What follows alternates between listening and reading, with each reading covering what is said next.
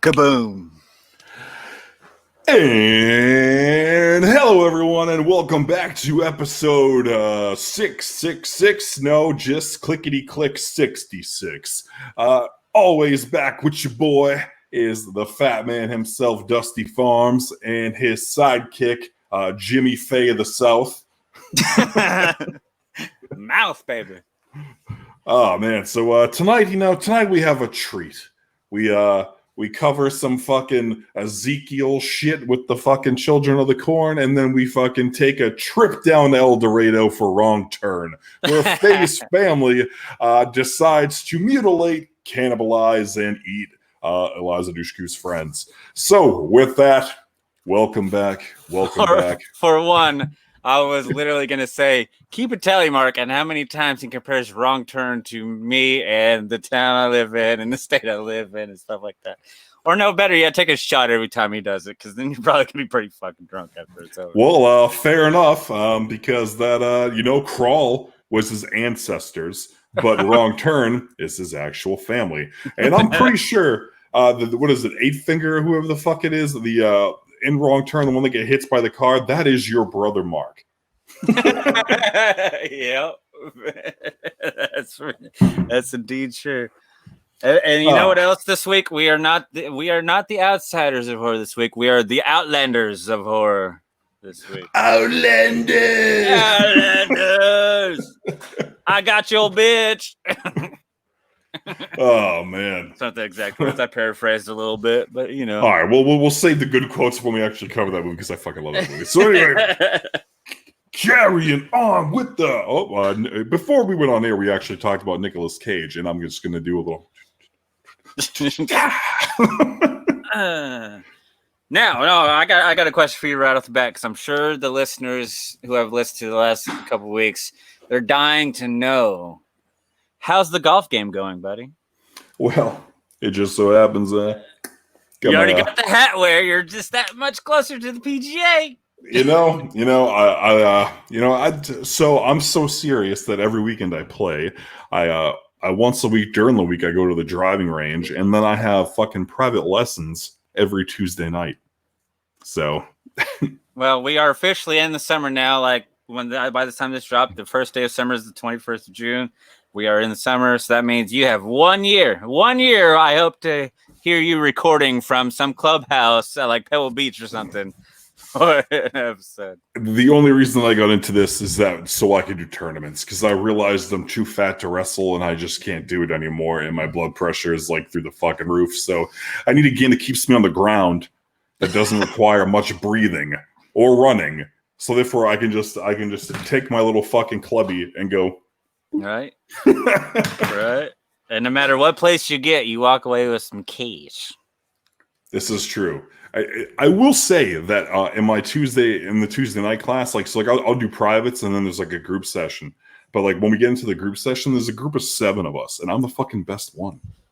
And I've never played golf, but I'm because I spent so much time playing baseball throughout my life that like a swing comes natural to me, especially like eye coordination with the ball.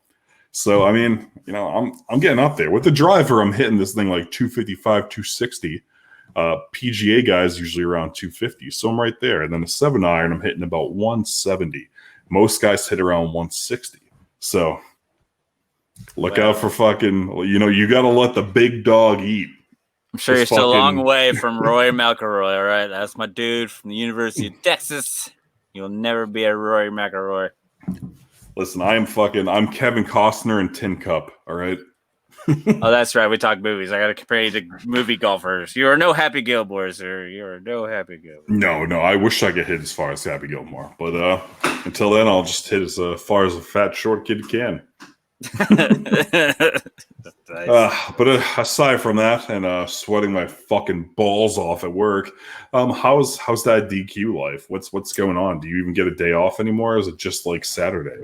Or Friday? Whatever day we record. I only get 2 evenings off a week. It's Wednesday evenings and Saturday evenings. I still work during the day, but all the other days I close and shit, so I don't have a whole lot of evening lifestyle to look forward to. And then Sundays are my day off. But yeah, I mean it's long and hectic. we completely threw out the whole fucking COVID rules out the window. We reached capacity last Wednesday. And I'm not talking COVID capacity. I'm talking like building capacity. We were jam-packed like sardines. So here, apparently, we're just like, well, we're back to normal life now. Though, I mean, we're all still wearing our masks, our employees and myself and everything. But people, no, they don't give a fuck. You know, I will say at work, in the fucking elements, you know, it's like you're supposed to wear a mask. I go into work, and like the fucking contractor has like a person with like a fucking X-ray fucking gun that they stick to your fucking forehead like I'm an animal getting tranked to check my fucking my tempi. And and like after that, then you have to sign paperwork. Then they give you a fucking colored bracelet, like you're fucking walking on the assembly line. You get fucking murdered in a slaughterhouse, and then and then they let you go in, but you're supposed to wear a mask. And you know, I fucking take the mask off because I'm just like, fuck it. If I'm gonna get it, I'm gonna get it. So I'm just like, fuck it, because it's too hot for that shit. Well, I mean, how many of you are in a room at the same time, and how close are you guys 30. together? Well, how 2 are feet. assholes and elbows? Okay. Yeah, fucking butts to nuts. Yeah. Well, I mean, but if y'all clear the fucking temperature gun and all that shit, then you know why the fuck not? Yeah. My boss does the same thing. She has to take all of our temperatures when we get to work and all that. Does she stick like a thermometer up your asshole or something? No, or like how does that work? It's the same thing. The little fucking gun she points at her head and fucking takes her temperature. And then we put on our mask. I was really hoping it was going to be a up. thermometer up the ass, but all right, I'll take this too then. And we don't do our normal fucking wash up. We scrub our shit like we're about to do some surgery type shit, and then we get to work and we follow the protocols and whatnot. But just our customers, they're like, "Fuck it, fuck it." And like right now, like I'm building a stairwell, like glass, like all like a glass stairwell with railing and stuff like that. But I'm in a fucking biogen building. Like it's a functioning fucking office, and it's all biogen. So it's all fucking little scientists and fucking labs and shit, fucking making Ebola upstairs. So I mean, so today at work, I randomly had this music that just popped into my head. It made me want to like, bring it up on the show. Like, do you ever get music that's just pops in your head that you haven't even thought of since maybe you're in high school or something like that? What, like a song that sticks with me or what? Yeah, well, just like something that you listened to way back then, but then I hadn't even thought about the band or the song or anything since then. And then for some reason, it just fucking pops into your head. Yes. Yeah. Can you tell me what has happened for you? Because something happened to me last week where an old song kind of just popped in my fucking. Well, what happened with me is I was a big fan of the band Korn, just like many people were. Ugh. And well, the bassist Fieldy, he came out with a rap album in like the very early 2000s called Fieldy's Dreams. That I actually fucking purchased, and it ended up being really good. So I ended up loving the CD. I mean, is it really good? Probably not, but it was a fun listen for me, at least that back then. And then all of a sudden today, I was doing something, and then one of those songs popped in my head. I'm like, how do I remember this? I don't remember the album at all. What the fuck? And then it's all just coming back to me, just like rapid fire. And then I started remembering all the tracks from that album, shit like that. It was the damnedest fucking thing. But yeah, that's what happened to me. I was like, man, I hadn't even thought of this in fucking years.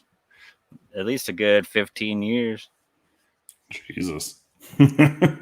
I didn't even know he had a fucking rap album. Wow. Yeah, how I came across this at a Korn concert, and there's this girl with her little passes, her backstage passes, walking around with a backpack, and she's trying to sell the album that's signed by Fieldy. And to prove that it was signed by Fieldy, she's got a picture of her and Fieldy while he's signing the CDs and stuff like that. I was like, fine, fuck it. And I bought it. Just to support. How much did you pay for it? Oh God, I think I paid like $20 for it, which was a high price for CD, but it was signed by Fieldy, so. I mean, it's not that bad if it was it's actually signed, yeah. Right, yeah. And then I took it home and listened to it, and that was actually a pleasant surprise. I thought it was going to be complete garbage, and it was not enough garbage to where I didn't enjoy it. And those were in my stoner days too, though. So music is that much better when you're super fucking high. So maybe that played a part in it. But so you're saying it's not as bad as a Saturday Night at the Movies episode, right? Exactly. All right, just making sure we're on the same page. Yep. So what you said you had a song pop in your head? I did last week when I went back to work. Do you remember the band Crazy Town, like the group or whatever? Yeah. Well, it's not actually the group. It was fucking Shifty, the blonde guy. Oh yeah. The front Well, man.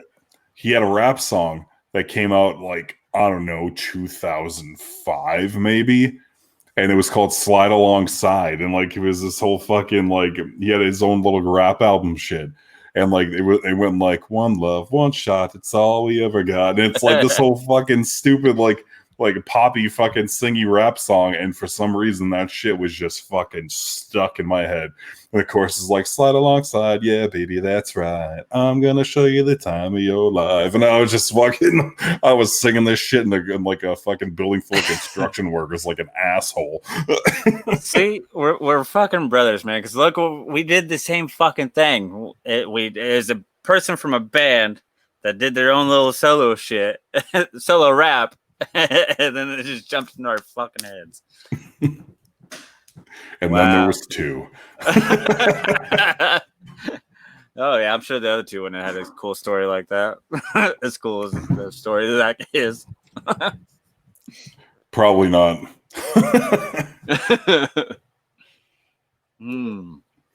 Oh, man. Oh, did you see those fucking? Of course you did, because you sweat Freddy's nuts. Did you see the fucking the Trick or Treat Studios Freddy gloves? I did. I mean, I know they've been doing them, and I've seen like little like tests and stuff like that. But now I've seen like the things that have come out with the packaging and all that shit. What do you think? I mean, it's kind of pricey. I mean, the NECA original glove is only like fucking $60, but I mean, they are pricey, and I mean, they're too high for my price range. But I do appreciate like the amount of detail they went into do each glove from like each movie, because each glove is a little different as you go along, and it seems like they paid attention to the detail and try to replicate each one.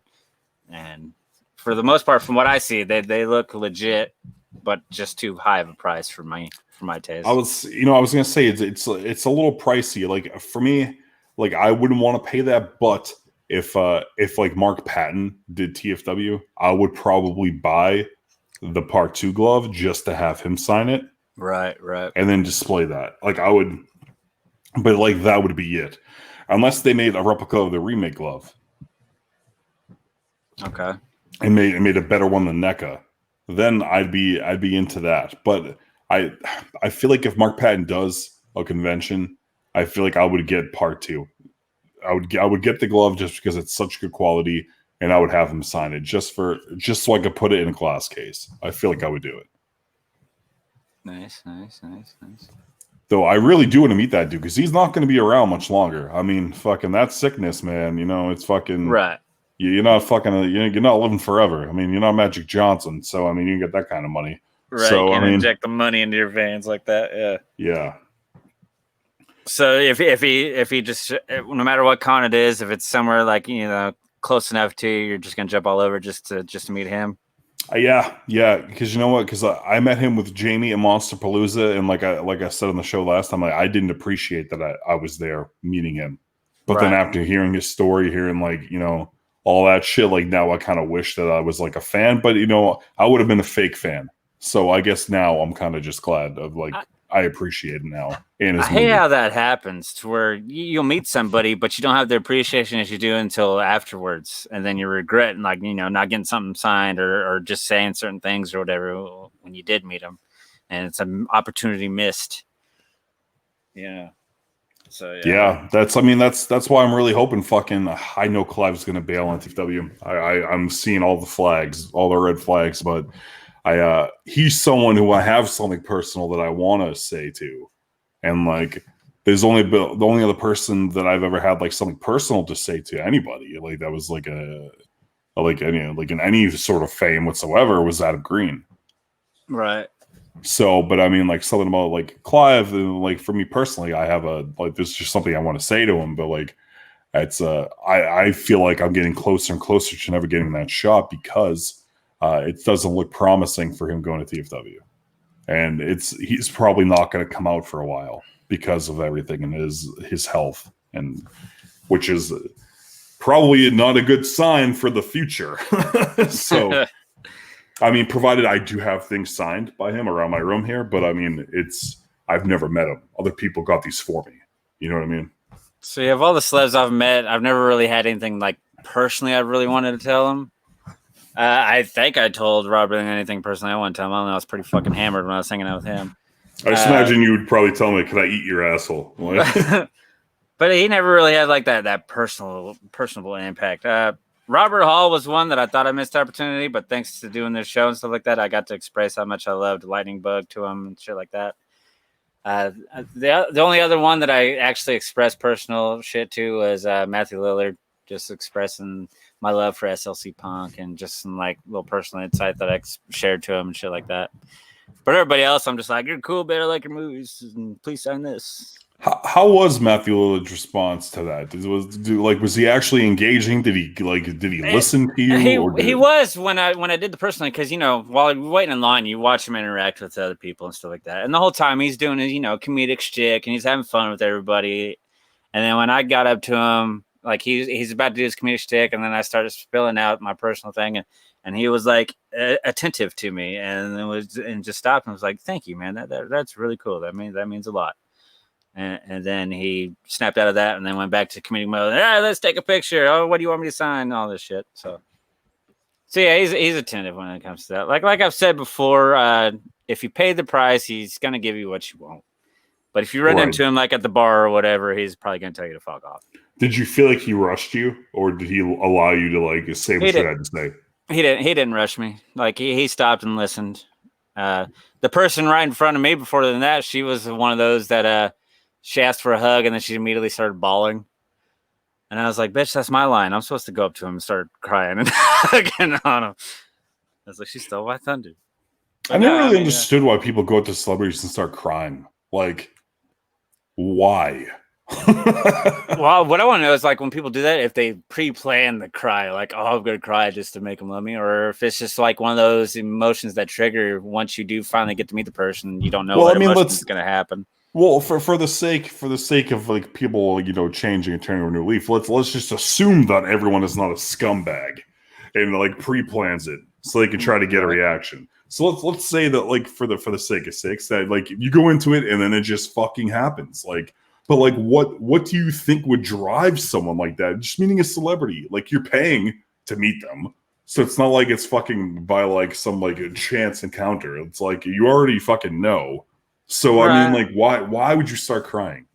I don't know. Maybe it's just they have that big of an impact on you, I guess. Like there's something they did or anything like that. And I mean, yeah, you do the routine of waiting in line and paying the fee like the thousands of people have done all fucking weekend and shit like that. But just knowing that you're in the presence of that person that made a personal impact on you and you get to finally meet them no matter how short or long it is.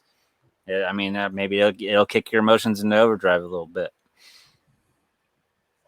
I mean, did you ever feel any emotions at all? Like, did you feel emotional at all, like meeting anybody, like maybe like Adam Green or something like that when you did meet him? I mean, did you react in a way that you didn't expect to react? Like meeting him, like I don't know, like I wouldn't say like it affected me emotionally. I would say meeting him like at a convention was better than being with him in real life. Because being with him in real life, they say don't meet your heroes. Right. And when I met him at a convention, like that was my hero. But then when I met him in real life afterwards, I was like, this is not the same guy. Right. Like he's playing that convention shtick. Yeah. And that was like a fucking killer for me. So it was a bigger disappointment just hanging out with him in real life than it was at a convention, is what you're saying. Yeah. Especially when I interviewed like in person, being his assistant and all that. Like, see, that's how I feel Matthew Lillard is. Like he knows what you've done. He knows that you waited in line, paid big dollars and stuff like that. So he's gonna make sure it's memorable. But if it's like a hangout situation like that, then he's probably a totally different person. Right.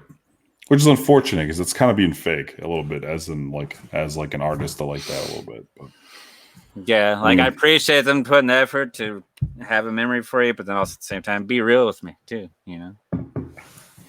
like Clive Barker. Like if I was in a position where like I was going to direct some fucking studio movie, which won't happen, but I mean, if I did and like Clive like was there, like I would fucking hate to be like in a collaboration aspect with Clive because I bet it would fucking change my outlook on him. Right. And you don't want your outlook to change. Right. If like out of my two fucking film heroes, one being Clive, one being Adam was already fucking like that tarnished me. Like that made me cold for Adam. I don't want that for Clive. So like I'm thankful that I won't even be in a position like that with him where like I would have that. So like just meeting him for like the 1 minute that I'll get to talk to him, that's enough for me. Like that would fulfill me. Yeah, like I'm glad I was obsessed with somebody like Robert Englund because meeting him both waiting in line and then just hanging out at the bar, he was the same fucking person both times. He'll talk to you, he has a good time, stuff like that. So that wasn't disappointing. But then you got people like Tyler Bean where you pay to fucking even have him just send you a video and it's still a total douche. Fuck off. We don't talk about that fucking cum slinger. We don't talk about him. Like I'm terrified to meet my idol fucking Kevin Smith because I'm afraid that it's just not going to be what I expect. You know. But then again, I'll do anything I can to fucking meet him too. So I don't know.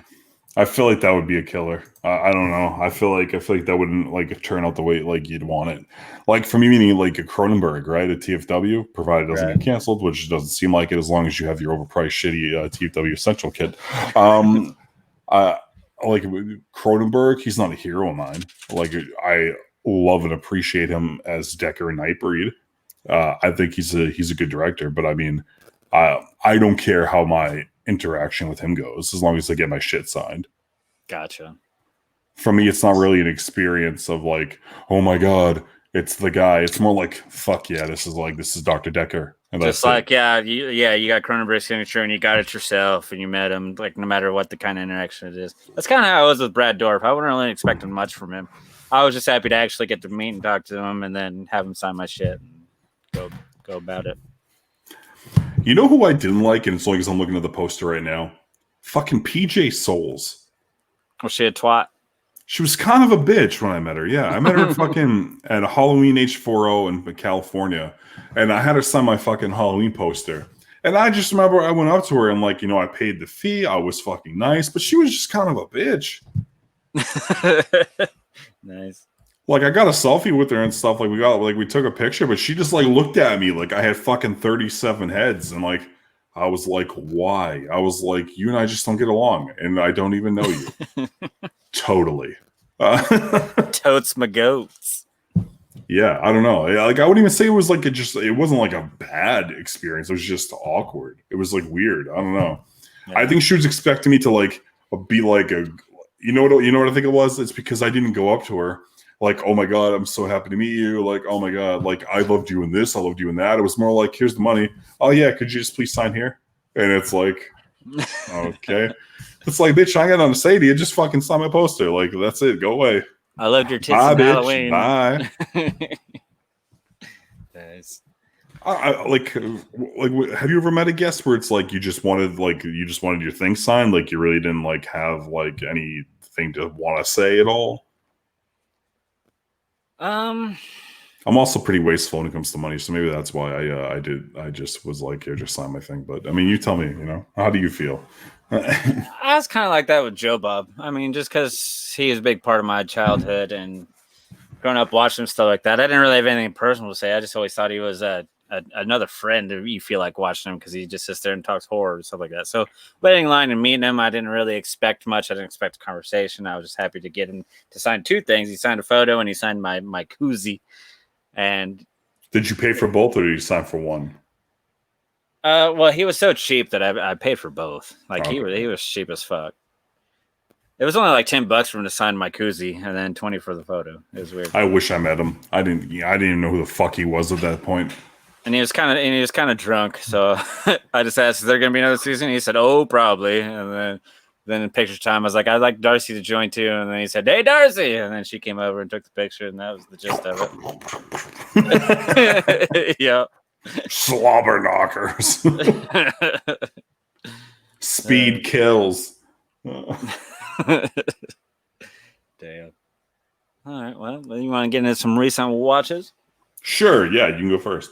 No, actually, I'm gonna have to ask you to do it. Well, you do your recent watches while I run to the toilet real quick. I gotta pee. At least you have something to talk about while I go pee.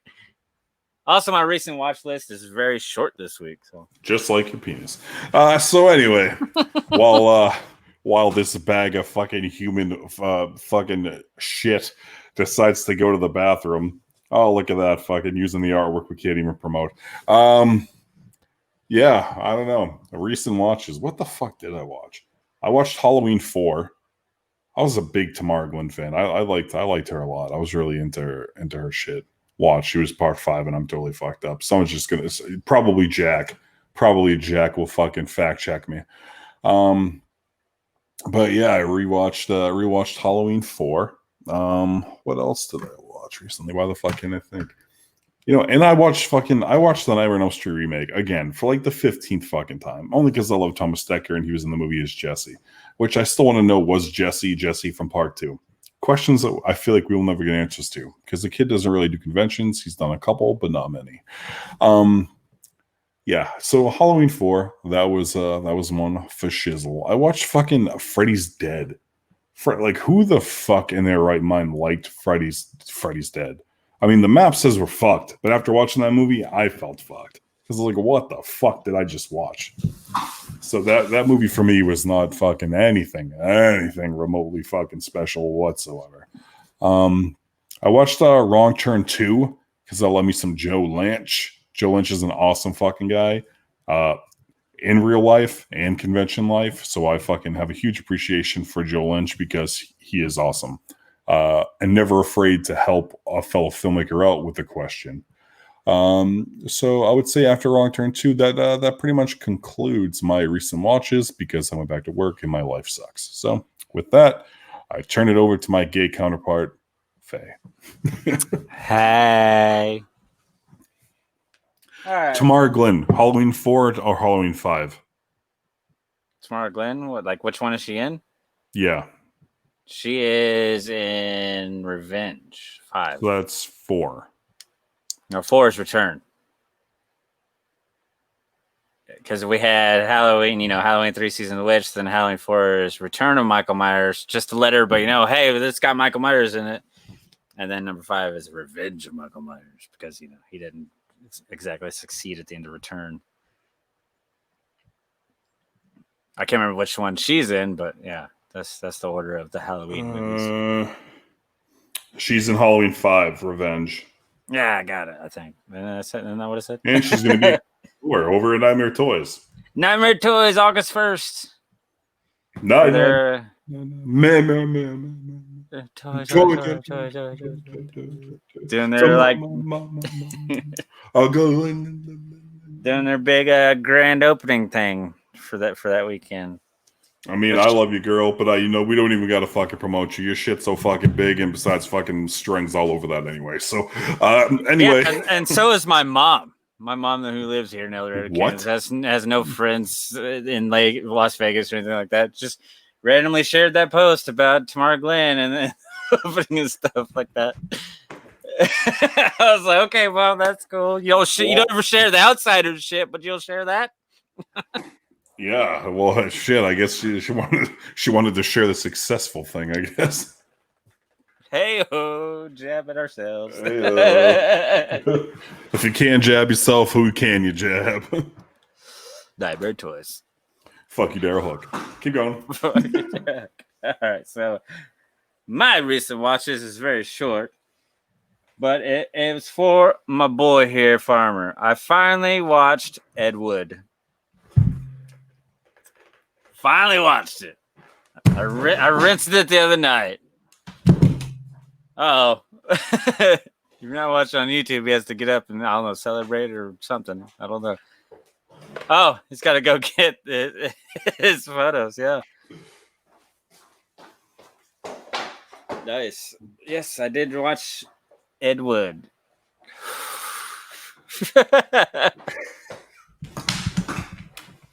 My man watched Deadwood. Take it away, Faye. Yes, I watched Ed Wood, and it was a solid flick. I was like, after I watched it, I went and read up on like what was more fictional and what was more like true to the form. Because I felt like that was not like the real Bela Lugosi that they were portraying, like Martin Landau was portraying.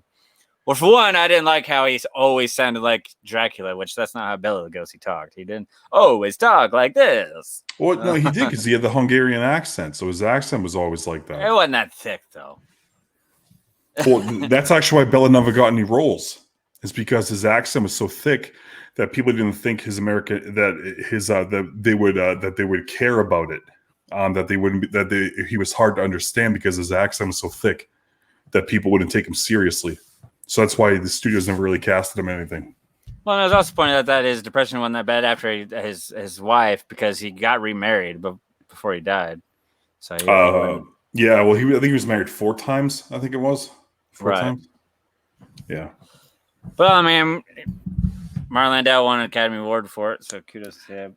Fuck yeah, he did. Martin Landau, fucking amazing actor, R.I.P. And I'm glad I got your autograph on that fucking Bela Lugosi fucking picture right there.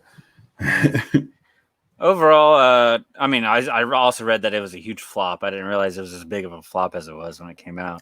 You know what I think was? I think people didn't know who the fuck Ed Wood was when that movie came out. I don't think they gave a shit, and I think that's probably why it didn't help.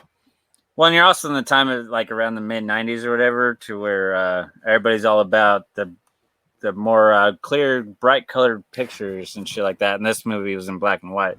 That's why, because it was originally supposed to release by Columbia Pictures, I think, or something like that. Somebody, but then they decided not to because he did it in black and white instead of in color. And so it was released by somewhere else. I didn't really read too much into it, but the partnership that was there between fucking Bella and Ed Wood, like that whole thing was real. Like they were always there. Like they were there. Oh, yeah. Like they were connected like that. Mm-hmm. But some people say that it was what was it? That it was Tim Burton and his connection with Vincent Price. That's what was kind of like he was using it like for himself, like to kind of motivate that. But they were as connected like that. But Bela Lugosi in real life never swore. He was a gentleman. Yeah. I also read that too. Yeah, that he wasn't a foul mouth like that. Like especially when there was ladies around, he didn't cuss like that. You know what I love? Call off, you cocksucker! When I saw that scene, I thought of you, buddy. I really did. I was like, God damn it. He didn't have that much hostility towards Karloff. They've worked together many times in movies. They liked each other. But I did like how he's making fun of, I can walk around and like a fucking monster and go, Johnny Depp was, I'm very mixed with Johnny Depp. I mean, I don't know. He's very hit and miss with me. And this one, he was solid. But even Tim Burton said that he may have pushed a little too far to make it over the top acting in it. Like he pushed for that. I was gonna say, Johnny Depp's like portrayal of Ed Wood was like it was good. I liked it a lot. Like I love that movie. But I think that he was very like theater. He went too big. Yeah, with yeah. it. He was like, "Hi, I'm Ed Wood." It was like motherfucker wasn't right because as unusual as Ed Wood probably was, I'm pretty sure he didn't fucking talk and act like that all the fucking time. No, but like from everything I've read and people like his like personal friends who I've actually had the pleasure of talking to have told me like he was very excited. He loved film and like he just lit up every time he talked about making a movie and like the creative process and everything. So I can see why like Johnny Depp taking it like that, but it's a little too much. It also kind of like reminds me of like him and fucking what was it like Alice in Wonderland or Charlie in the Chocolate Factory, just too fucking big, you know? Yeah, he likes to be over the top like that. But like I said, Tim Burton also kind of pushed that too. So maybe I don't know. Maybe it's both Johnny Depp and Tim Burton. They pushed the over the top a little bit too much, and that's kind of why Johnny Depp probably really isn't a whole lot of relevant now. Like he's not that big star that he was, and he's not. What was that movie? Transcenders, or whatever the fuck. I know what you're talking about. Yeah, that flopped. That everybody's expected to be big, but people just aren't into Johnny Depp like they used to be. Yeah. So yeah, I did watch that. I did like it. I did enjoy it. It was a good movie. And then since I watched that, I decided because I got my Vinegar Syndrome package in. Still didn't get mine. Still waiting. Right. Still waiting. Vinegar Syndrome. Still waiting. So I watched Orgy of the Dead, which, oh my God. Okay. Where do I begin with Orgy of the Dead? It's literally just an hour and a half of topless women dancing. Like these two people get in the car crash, and then all of a sudden they're held hostage by these people, and they have to watch these ritualistic dances.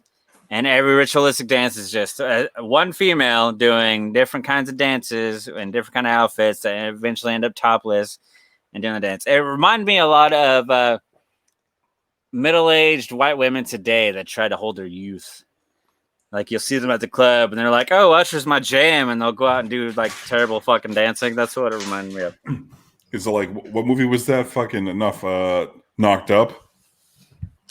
Yeah. It's all he's got. It's all he's got. The one move. The fucking dice. The dice. Yep. It's very, and it reminded me of a lot of middle-aged white women that still party around here in El Dorado. So yeah. And that was just those two. That's all I watched. Just work's been crazy, and I've been like when I'm at home, like laying in bed or whatever, I've just been binge watching Comic Book Men, just because of my love for Kevin Smith. And I enjoy that show. But yeah, those are the only two movies I watched besides the two that we're discussing today. Big shocker. Usually I have 18 to 20. No, no, it's gonna be very scary. All right. Well, before you pick which movie we're gonna do first, I'll give the Instagram poll that I did on Instagram story. It was basically just which movie do you prefer more, Wrong Turn or Children of the Corn? And at 58%, surprisingly enough, it was Wrong Turn. Wrong Turn. I figured it would have leaned towards Children of the Corn just because, that's the more recognizable name. That's the one that still gets talked about. Wrong Turn doesn't really get talked about anymore, it seems like. So it kind of shocked me that. But yeah, 58% is, not a huge margin, but 58% said Wrong Turn. So yeah, I mean, which one do you want to do first? Well, before we get into that, I just want to let everybody know the first movie in Joe Bob's finale is Hellbound, Hellraiser, Part 2. Right. So the first movie we're going to do is one that is very near and dear to my heart because it includes Faye. Because his family is a cannibalistic mutants who look like they were fucking molested and beaten with ugly sticks as children. Kind of like in the Hills Have Eyes mutants, except they had to go to the woods because it was too hot. And they wanted to skin rabbits alive. So with that, ladies and gentlemen, I take you back to 2003 with a little movie directed by Rob Schmidt. The budget for the film was $12.6 million, and for some fucking reason, it made $28.7 million. This movie starred Eliza Dushku, Emmanuel. I can't pronounce her last name, but she was an Entourage, and she is like the sexiest woman I've ever seen in my fucking life.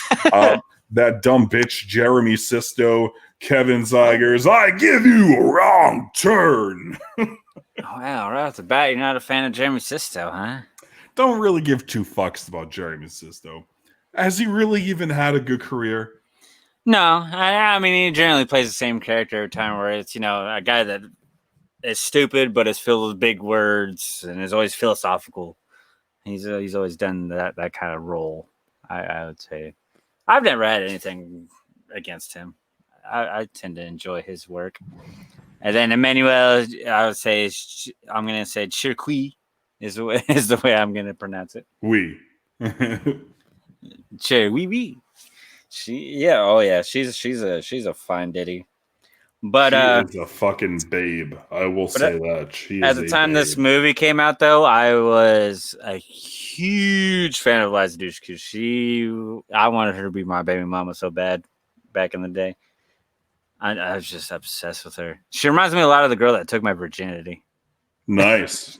Yeah. So yeah, I mean, the girl that took my virginity is no lagoon creature. It was a fine looking goddess? female. Yeah, she was the poor man's Eliza Dushku. She wasn't quite up to Eliza Dushku level, but Eliza she was Dushku is still. actually my friend David's cousin.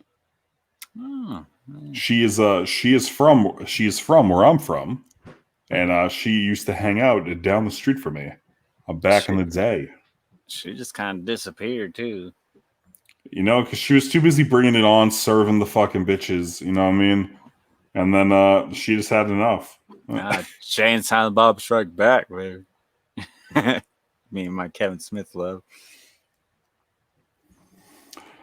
So obviously it's, you know, cannibalistic fucking mutants that want to fucking kill you, don't like you in their fucking woods, stepping on their territory, getting in their fucking lawns and shit. What did you think about it? I really enjoy this film. I saw it in theater multiple times because I enjoyed it. Well, mainly because Eliza, I was obsessed with then. I'm not so much obsessed with her now though. And then watching this movie, I'm like, man, that girl had zero ass. She had no ass whatsoever. That's disappointing because I'm an ass man. But yeah, I mean, I like this movie. It sounds like your basic out in the woods type of fucking cannibalistic type bullshit that we've seen many times over. But what I like about this movie that makes it, what I think makes it stand out from those other movies in that same little subgenre is the great tension build that I get in this movie. I love the suspense and the tension build and various scenes from when they have to hide from the inbreed fucking cannibalistic men in their cabin and trying to quietly get out of the room. That shit was intense. From when they're up in the watchtower and it's on fire and they have to jump out of that. I thought that shit was intense. I really enjoy this movie from beginning to end. I love the pacing. It clicked well. It flowed. And the acting I thought was, as well as you would expect, if not even better in a movie like this. I thought it was a great cast. Familiar cast, which I'm pretty sure if people have seen this movie, they're also familiar with most of these actors in other films too. So, I mean, I really enjoyed it. I don't really have a whole lot of hate towards this movie at all, honestly. I don't know. What's kind of your overall thought on Wrong Turn? I don't hate it. I love Wrong Turn. I love Wrong Turn 1. I love Wrong Turn 2. But then after 2, you lose me. I feel like Wrong Turn made it cool for filmmakers to try to make their own fucking movie in the woods because like that was like a big mainstream fucking little movie in the woods. Mm-hmm. I was a big fan of it. I loved fucking I love Eliza. I love her fucking acting. She has resting bitch face to the fucking max, and she looks like she would spit on you, and I just love it. I love her voice too. For some reason, I love a chick with like that. The raspy, like almost like smoker voice. I don't know why I like that, but I fucking do. You know, it's because you got spunk. You know what I mean? Like that's what it is. They got spunk. And Emmanuel, I mean, the fuck. How? I mean, the only thing that kills this movie is fucking is Jeremy Sisto. I mean, other than that. Oh, you really don't like Jeremy Sisto. I'm trying to think of somebody's name who's an actor. I'm gonna look it up real quick, but see, Jeremy Sisto, he was in like May. What was it? Wasn't 13? I think he was in that. About the young bitches. That wasn't a horror movie, but I don't know. He's been in random periodic things, but I have a hard time thinking of it because, like I said, he plays the same type of fucking character every time. So they all blend together for me. Yeah. Fucking Jeremy Sisto, you cocksucker. I'm looking it up. Hold on. But it's even like Emmanuel. She's also got another voice that like the fucking high squeaky that would usually annoy most people. I still like. Jeremy Sisto is a poor man's Tom Everett Scott. And that's why I hate Jeremy Sisto, because he's just a shitty fucking actor. I wish he would have got fucking eaten by cannibals in real life. You, sir, go fuck yourself. Damn. I mean, what about the movie itself, though? I mean, did you like was it suspenseful to you at all? Did you like the tension, like I was talking about? Yeah, I mean, like the plot was good, story was good. I mean, tension was good for like the whole cat and mouse game, like that whole aspect of it. Like Yeah, definitely yeah. like has legs. It's pretty good. I I mean, mean, because the plot's for a like a commercial basic movie, bitch plot, but yeah, I mean, it's definitely basic. Well, yeah, it's definitely a basic bitch plot, but I was a fan. I didn't hate it. well, I like the Breeders too. They were a lot of fun. Well, obviously, because it's your fucking brother This is my Mark. family. I gotta support my family. That's right, guys. With the flash, yeah. Wait, my brother even laughs like that, which is sad. Does he really? Uh, yeah, but with a hardcore smoker voice, so it's more very low and growl. So Nice. He's a lost laugh. cause. Awesome. Damn.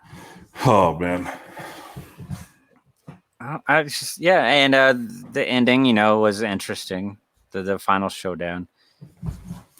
You know what it is like? I love ensemble casts, but I feel like when it's like when the movie's good and the ensemble cast is good, it's just like it just makes it so much better. So, but like I loved every one of these actors except Jeremy Sisto, that poor man's fucking piece of shit. Other than that, I loved everybody else. See, I liked everybody. I really loved the redhead that got killed in the beginning. Oh yeah, She was a tasty treat. I got a thing for redheads too. I just got a thing for women. This is what it sounds like, pretty much. But yeah, she was tasty. I don't know though. I mean, yeah, like I said, it just it's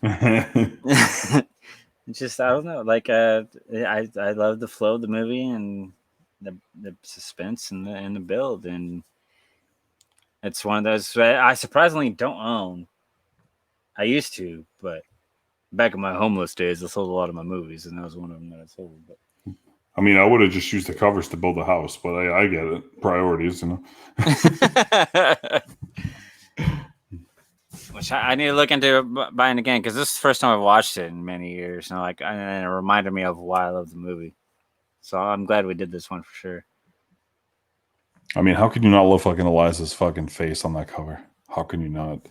It just screams, "I'm a bitch," and I'm gonna spit on your chest. I love it. She's a peach. She's a peach. I'm glad she pull on my pincher bum. You know what I mean? Right, her assless bum. Yeah. Well, I'm sure it's there now because bitch can eat. You know what I mean? I wouldn't mind if she got all thick and juicy. That's fine.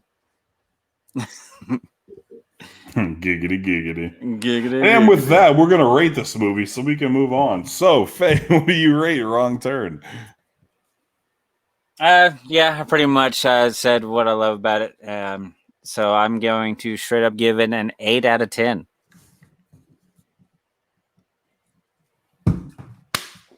Well, I actually agree with this fucking cocksucker, and I also give it an 8 out of 10. Look at that. Last week we gave a matching rating too. This is fucking Twilight Zone bullshit. But there's a good chance this is all about the fucking change. And the reason I say that is because back in 1984, there was a little movie. Let's not jump into the next movie yet. Oh, we cannot jump. What's that? What's that?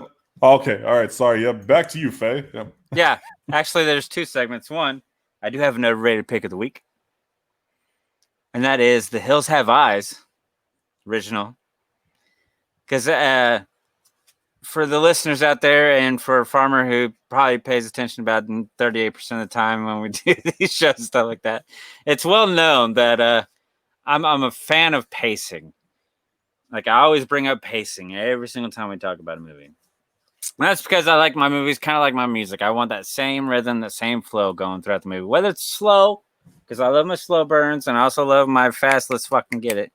And Hills Have Eyes kind of bored me because it would be good, and then it would just drag. And then it'd be good, and then it would just drag. Like, this is one of those to where I like to remake more than the original. I mean, do you like the Hills Have Eyes original? Wes Craven, I love you, but I do not give two fucks about the original. Nice. We need to stop agreeing with each other, buddy. I did like Kill Save Ice 2, the remake, because Laura Ortiz was the deformed little mutant fucking Red Riding Hood bitch that fell off with the baby off the cliff or whatever it was. I loved her. I did like that. Yeah. So yeah, that's the overrated pick of the week. And we also have a brand new segment that we're going to introduce for our YouTube viewers. A brand new segment? Yeah, look at us ads and some shit. Where we're gonna we both a brand new segment. They said after Brian left it couldn't be done. After Christy left, we were dead in the mud, dead in the weeds. They said it couldn't be done. But what do we go out and we give you some new shit. Yes. So with that, take them away, Faye. Yes. Well, we're in this segment. I don't have a title for you. Basically, it's a show and tell. Because, I mean, we both, week by week, for 66 episodes now, talk about stuff that we have in our collections and shit like that. And we figured since now we have integrated YouTube into our shit, it's perfect opportunity to show off random pieces each week from each of our collections.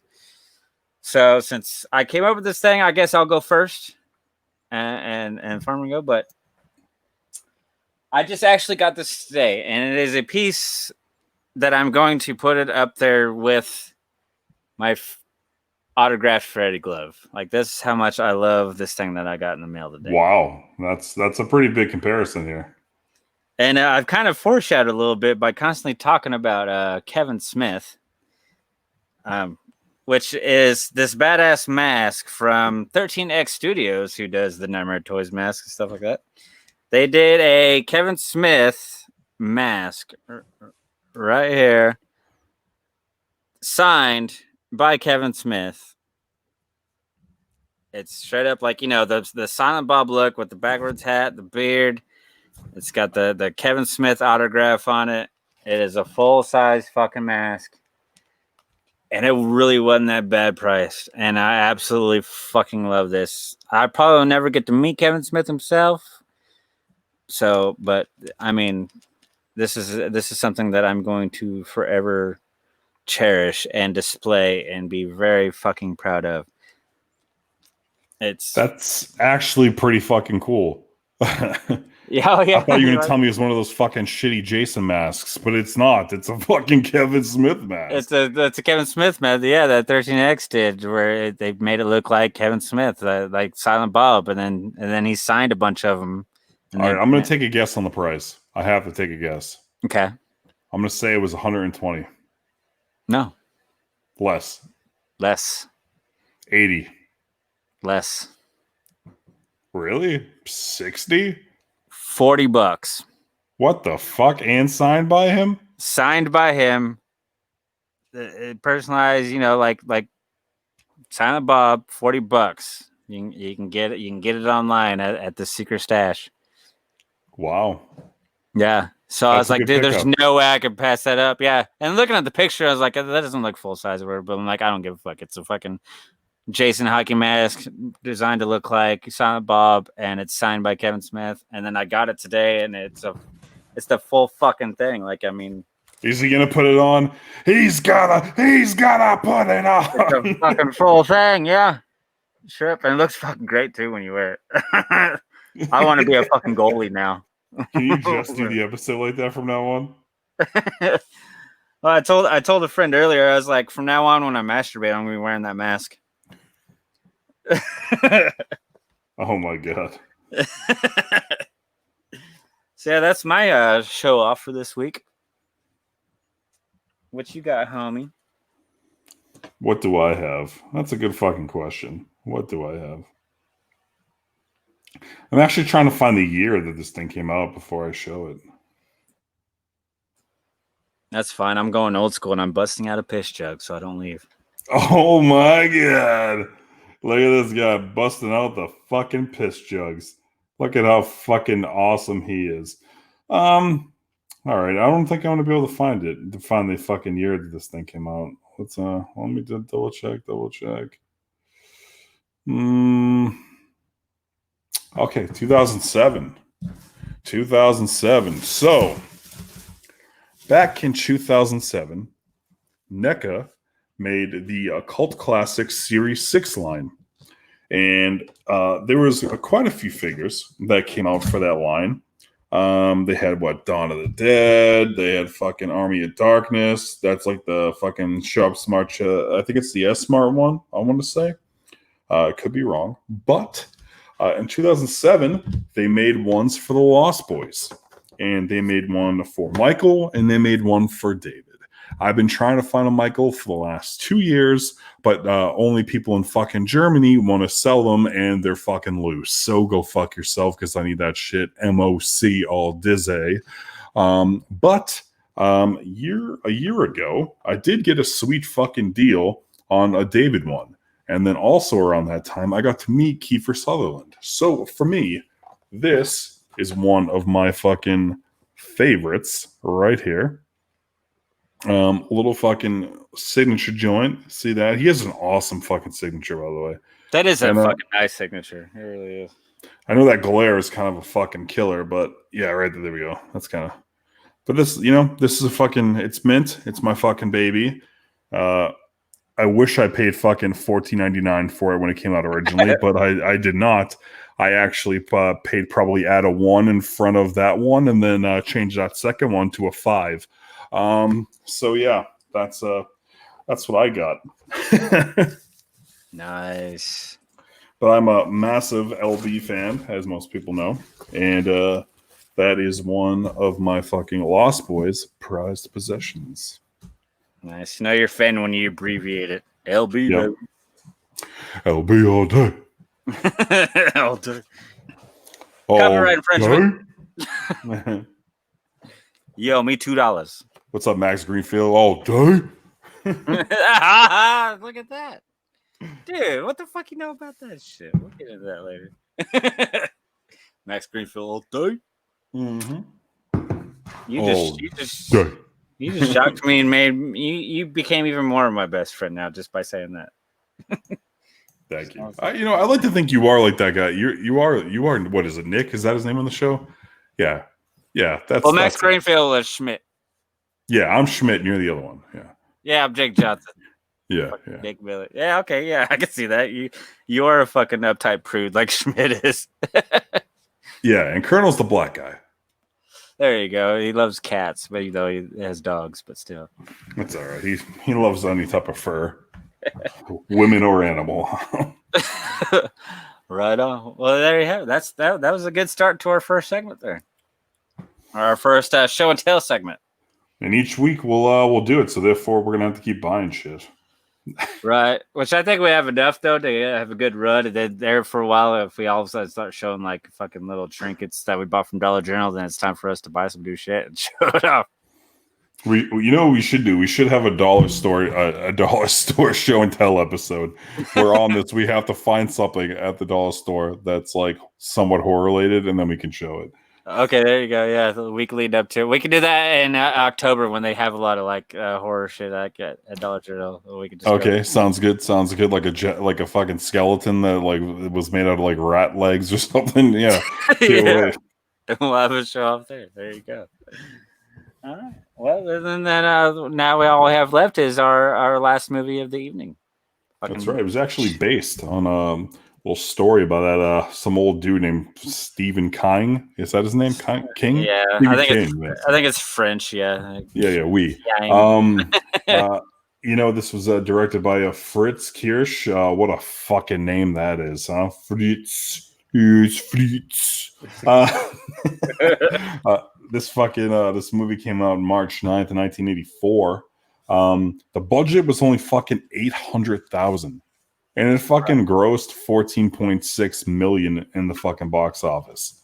See, I like stories like that where the budget's so low, but then the gross is high, like Paranormal Activity. Under a fucking $1 million and it grossed that much. Dude, fucking Hatchet cost about that and then fucking didn't gross that much. Right. It spawned 3 more sequels. All low budget. But yeah, anyway, so but Children of the Corn. Children of the fucking Corn. Starring Peter Horton, Linda Hamilton. Terminator. Come on, Maria. Come on. Get to the chopper. Go ahead. You riffed off some other fucking names in the movie. Go ahead. Go ahead. Courtney Gaines. Courtney Gaines, Isaac and Malachi. I don't know their fucking names, but Isaac and Malachi. What are those kids' names? Malachi, he's the redhead. Mm-hmm. And that's Courtney Gaines. Mm. And the little guy is John Franklin, I believe his name is. I like Isaac. Yeah, the little Yeah. guy. I like him a lot. He's just the way he's so passionate, and he's like a 10-year-old with a smoker's fucking cough. He's just. I think he was 30 when he got cast for that. I think. Oh, has he got one of those syndromes? Oh yeah, he does. Yeah, he has like a whole fucking spinal fucking yeah. So he wasn't a boy. He wasn't a boy. He was a man. Mm-hmm. He was man. Mustard on my biscuits. Mash them taters. Trying to find out. I'm gonna try to find his age and shit. But yeah, talk about the movie. What's it about? What is Children of the Corn about? Oh, Children of the Corn. You got this couple traveling somewhere, and they get stuck in Gateway, Nebraska, which is a fictional town. Doesn't really exist. Of course, it's in Nebraska because it's Children of the Corn, and Nebraska is known for their cornfields.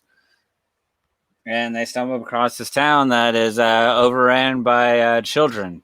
They sacrificed all the adults of the town because the person beyond the corn told them to. Or it's a very religious, holy moly fucking type of film. Do I want to call it Jesus or God or whatever that's telling them to do this? I don't fucking know because it's very fucking confusing. But something from the old Holy Bible that, like they even say in the movie, oh, so you're only going to take certain points of the Bible and make up your own shit. That's what this is taking up. But then apparently there is something in the fucking fields and weird shit happens and it's kind of all over the place, in my opinion, this movie. It is a little all over the place. And John Franklin was 25 years old when he fucking was on. Oh, shit. Wow. Yeah. I thought he was just a boy. No, he was a grown boy. Wow. Well, that explains why he was so intense and had the fucking smoker's cough, because he probably is a smoker. Yeah, Nebraska. That's what it was supposed to be. Yeah, Gateway, Nebraska, because that's where it's the cornfield state. I mean, that's not what it's called, but yep. I mean, Nebraska Cornhuskers. I mean, corn. Well, I want you to start on your opinion with. No, Outlander. You tell me your opinion of Children of the Corn. All right. Outlander. All right. Unlike the other movie that we talked about tonight, this movie lacks suspense, period. There is no suspense. There's really no intensity. I think it has been an overrated pick of the week before in the past. Children of the Corn has. And that's not just because I think it's over the praise. Because I think it's not a good fucking movie. I thought the directing was piss poor. The pacing was awful. That's also why I brought up fucking pacing earlier. It's because I think the pacing of this is awful.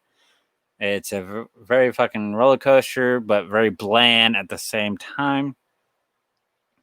I did not.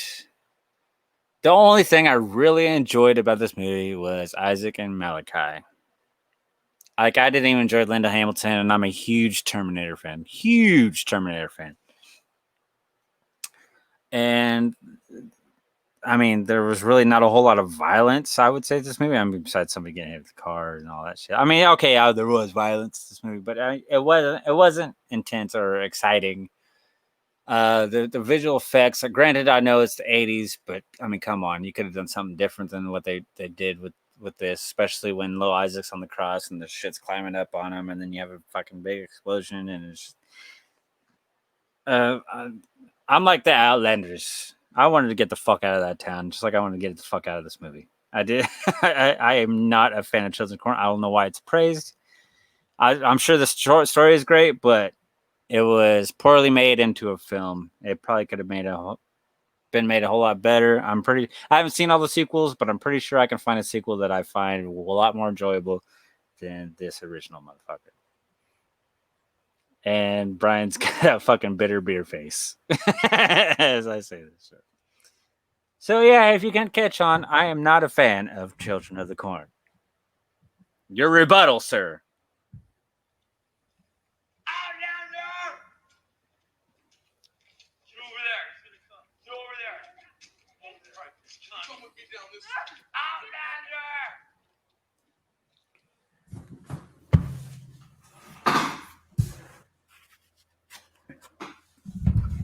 Uh-oh. He's adjusting his hat and shit.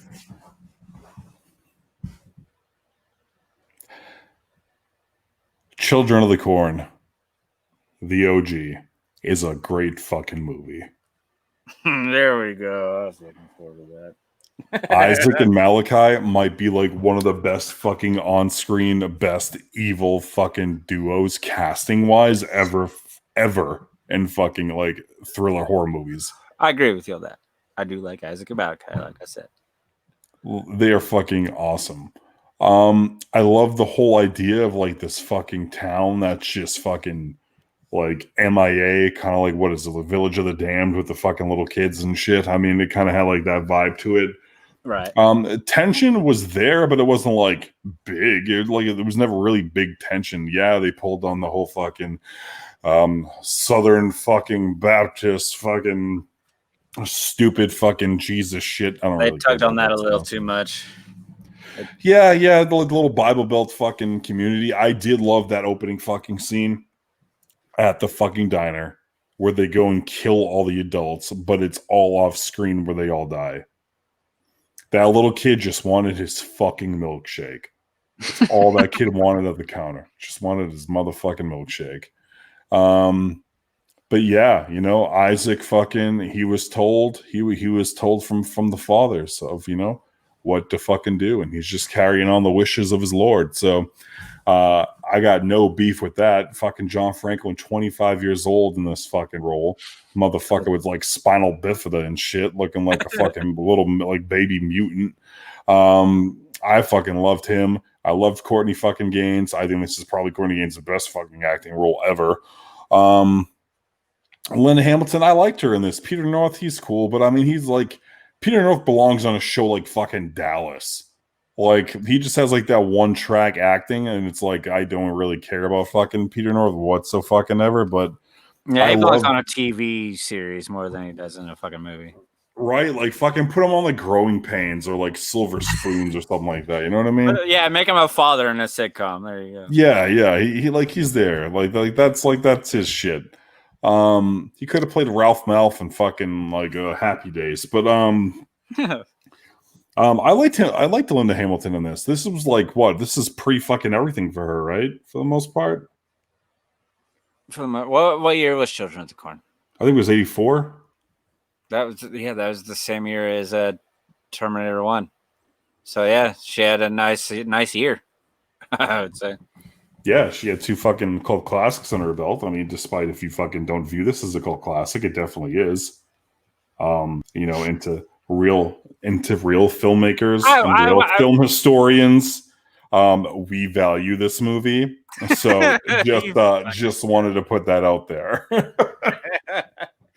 No, I mean, yeah, it's great that it is a cult classic, and rightfully, I mean, people turn it into a cult classic, so it became a cult classic. That's fine. I'll agree with that. But just for me, no, I wasn't. And what's weird is like we brought up my brother earlier, and if you ask my brother what's the one movie that ever scared him in his whole entire life, he says Children of the Corn every fucking time, and I don't get that.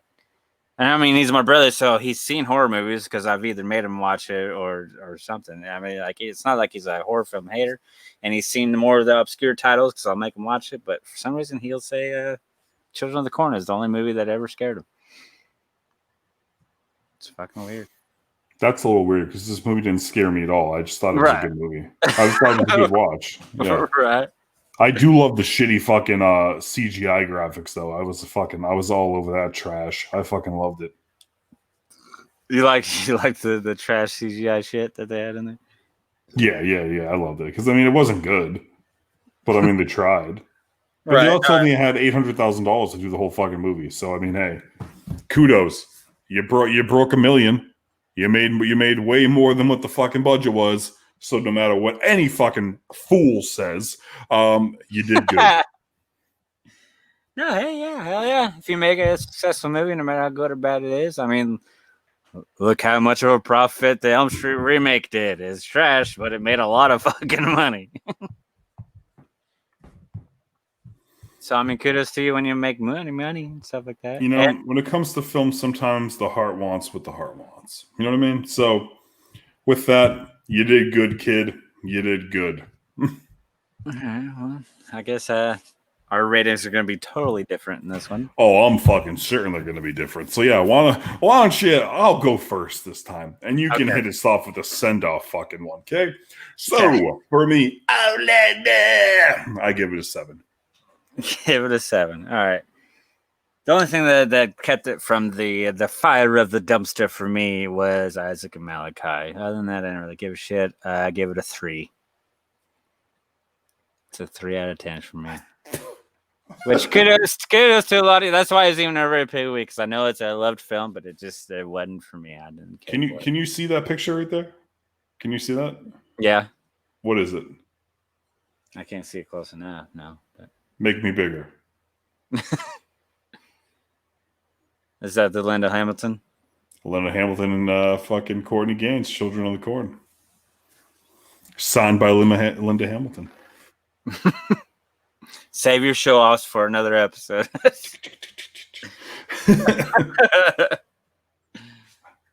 Outlander! Outlander! I got your bitch. Maybe you know her so well. All right, well, there you have it. There's this week's fucking Outsiders of Horror. Before we do our send-off, Farmer, do we know what we're going to do next week for our live episode? Do we know what we're going to do? Since this is the month of Brian Farmer, since I lost a fucking bet, I'll finally get to pick after next week, God damn it. But do we know what we're going to do? Well, yeah, we know what we're going to do. I don't. But do I know what we're going to do? I'm pretty sure still right now you don't know what we're going to do. You're just trying to We're going to do Jason Goes to Hell. Boop, right here. Put that on the YouTube show. And then we're going to do Kane Hodder's fucking Hell and Back documentary. Boop, right there. It's a Hell episode, and it's all Kane. So we're going to hell next week. We're going to hell, and I'm taking Faye with me. We're on the highway to hell. It's AC/DC themed. Can we be roommates? I don't know. It's hell. They probably won't let us pick who our roommates are. Or maybe they will. Maybe the devil's actually a nice guy. Who knows? Probably. I think he has cupcakes. You won't know until you're dead. Yeah. Now get him doing mashed potatoes. Mm-hmm. All right, then. Well, I know. Go fuck yourself. All right, then. Good night, everybody. Mm-hmm. Joe Bob driving show. Bye-bye.